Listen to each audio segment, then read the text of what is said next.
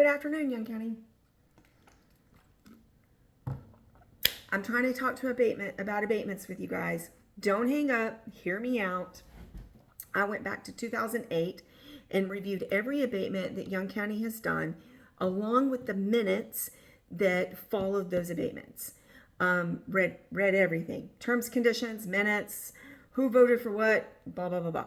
I want to go over a quick timeline with you. I want to just spit the facts out for you. I was never in a favor of abatements. Don't like them. But I know that these solar farms, wind farms, data centers, whatever the heck they are, I know that they can come and they can do it whether we give an abatement or not. But I'll go over some of these benefits. There are benefits to us, and I don't think people realize that. But let me go over the timeline. Back August 25th, 2008, BP Wind was seconded by John Charles Bullock and was quoted, "The whole court is in the favor of the reinvestment zone for BP Wind Farm."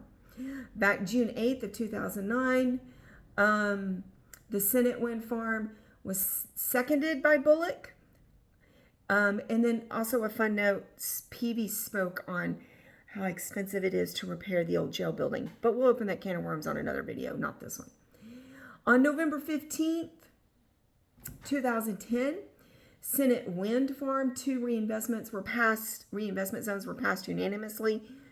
To just kind of summarize, first you get the reinvestment zone approved, and then you can negotiate out an abatement or pilot program. So it's kind of a step 1 and then a step 2. Sometimes they happen close together, but a lot of times it happens like almost a year apart or months apart. December 27th of 2010, BP Wind was motioned by Bullock as a commissioner for the tax abatement. Trinity Hills, December 27th, 2010.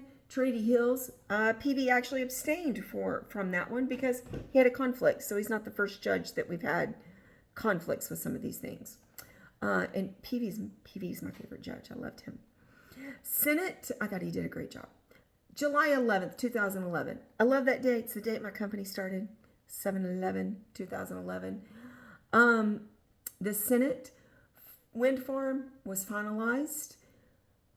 All in favor. That's when John Charles was judge, and the abatement was finalized.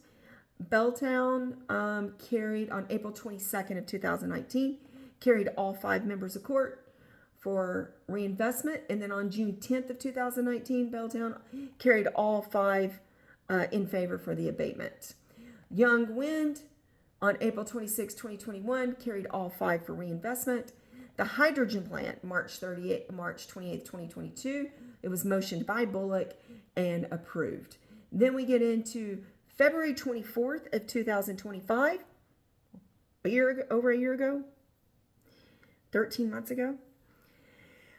Step 1 of the reinvestment for Tapadero Solar Farm was introduced, and Wynn Graham abstained and announced his conflict over a year ago in the minutes. February 24th, 2025. So the whole conspiracy theory that Wynn was like not being transparent about the Tapaderos, completely false. It's in the minutes. And then last month, the pilot program was approved. So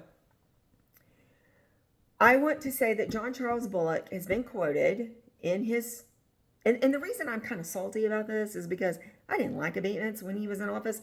And Jimmy Wiley is one of my dearest friends, and you can call him and ask him how often did I gripe about abatements, because he's my commissioner. So Bullock is now quoted, "I do not like abatements and have made that point clear to the developers I have experience with." You motioned and you voted. You motioned most of these and you voted. You've never not voted for one. I think, when he was in office and I was complaining about abatements, he was for them. Okay. Love the guy, love Bullock, but I have a problem with that statement versus all of the abatements that he proposed and voted on.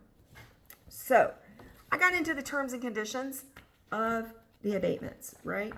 Like I said, we don't have to give an abatement, but why would we? What is the benefit? Well, the benefit is that it's supposed to bring money back into our county. We haven't seen that, right? How many times has somebody been like, man, that wind farm hasn't brought us anything? We think we don't see that. Well, I got into the terms and conditions of the abatements. I've read all of them. The Tapadero's terms and conditions are way different than the abatements that Bullock did. So in Texas, you've got a standard rules of abatements that you have to follow as a county, but then you can customize it. When a county customizes it, it's called a pilot, payment in lieu of taxes. When Graham's pilot on the Tapaderos, pilot is an abatement, it's a form of an abatement, but it means it's outside of the Texas standard. Texas standard when I read the Senate, I got it open on my screen here. When I read the Senate, I was like, Senate farm, I was like, it's very vague. It's not a lot of stipulations. Let me tell you what Tapaderos had in it. Some of the stuff I didn't know until I read all the terms and conditions. Number one, a $300,000 upfront donation for volunteer fire departments and the sheriff's office, because those are the first people to have to support the infrastructure. So we're going to have that money coming in. There was another $30,000 payment to help with just the county overall processing of everything for the solar farm. That's outside of the taxes that they have to pay. So yes, you could take the whole value of the solar farm and be like, no, they just have to pay taxes on the appraised value. And it's more over the next 10 years. This is a 10-year abatement. It would be more. However, we wouldn't be able to control the things that we're about to control. And that's what's so positive about this pilot program. So their payment to us, $2,439 for every megawatt that the solar farm produces, $1,028 for every stored megawatt that they have to store in the lithium, or that they do store in the lithium batteries for a rate of 2 hours. They're expected to do 300 megawatt production off of the solar and 200 per hour in the lithium batteries of storage. This calculation comes to $1,142,913 per year in their taxes for the next 10 years. But there's stipulations attached to it. Like one, the local outreach plan. Bullock had local spending plans, but nothing like the terms and conditions of what Wayne Graham put in here for the local outreach plan. For instance, during the planning, design, and construction of the project, all contractors, owners, agents working on this that do not commute to a primary residence in Young County have to lodge in Young County. You're not going to go fill up the RV park in Stevens or Jack County and drive into our county to work. You got to lodge in this county if you're coming in from out of town. Here's another really cool one. They have to hold a job fair. They have to hire from here first. They have to give the local contractors an opportunity to bid on the scope of work. They have to, they cannot discriminate. It shall not ever discriminate against Young County residents or businesses in employment or in the purchase of goods and services in connection with construction of the project and improvements. This is a good local outreach plan. I've seen some working in multiple states across the country. The other cool thing is that they have a stipulation in here about the sales tax capture. When you're a commercial contractor, like myself, you work in multiple states, and when you pay your sales tax, unless you claim it on your form, it doesn't always get to the county it's supposed to. They put a stipulation in here that all the contractors have to pay their commercial sales tax, and they got to put it in Young County on your sales tax forms. So that is pretty positive for if they bring in outside contractors, which I mean they will, they'll have to bring in some.